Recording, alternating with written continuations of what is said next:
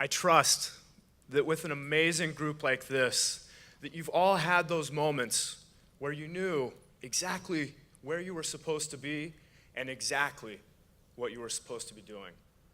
I've also had those moments. Over the course of several years, I started having 4 visions about traveling through Central America. And the first vision was that I should start in Mexico and move south. The second vision was that I was going to have something big happen in Guatemala. The third vision, I kept seeing different versions of my own death in Panama. And the fourth vision was I kept having this clarity that I would return home early from the trip for my dad's funeral, even though he wasn't sick at the time. So when we think about those moments of clarity, and I know that with a group like this, you've all had these times where if you get just quiet enough, you hear that call from the wild.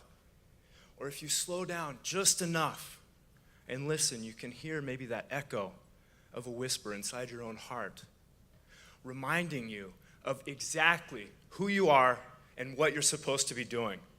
So I heard those calls and I cultivated that courage to go on that trip, despite what would happen, maybe in spite of what would happen.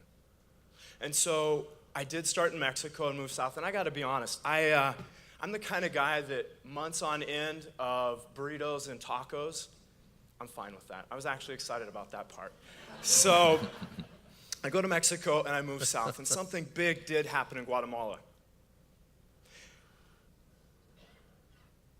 And then I remember the internet cafe I was in when I received the email that my dad had been diagnosed with stage 4 cancer. So I went to the airport, I got on a plane and I came home, and I did return home early from that trip. I got to spend a month with my dad, my mom, my sister, before he passed. The biggest blessing of that trip was that last month. It was the most healing, connected, loving time that my family had experienced. And so when he passed on April 7th, 2011, with all of us at his side in his bedroom, I knew that I had heard that call from the wild. I knew that I had trusted my heart. I had cultivated that courage, and I had stepped into my destiny, much like today.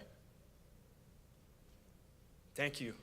This is part of my dream. The next part of the vision that I have right now, share my story before I go on the second part of the trip and go back to Panama.